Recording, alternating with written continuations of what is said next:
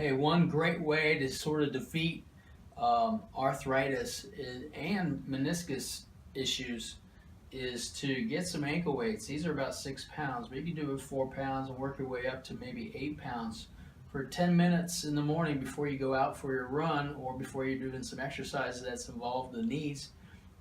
We can actually decompress the knee and do a flexion and extension with both legs at the same time in a cross crawl pattern.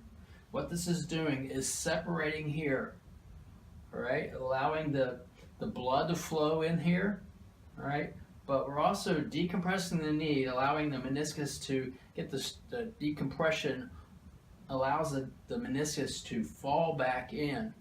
Arthritis can now start healing on its own when we can have those microphages come in and eat up all the garbage that's in the knee.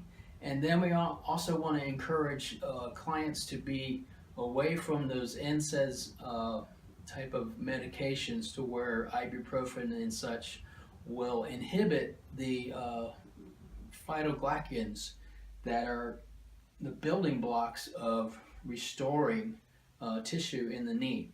So when someone has pain on the inside of the knee, on the vastus medialis, that's generally when they are going downstairs or running down a hill.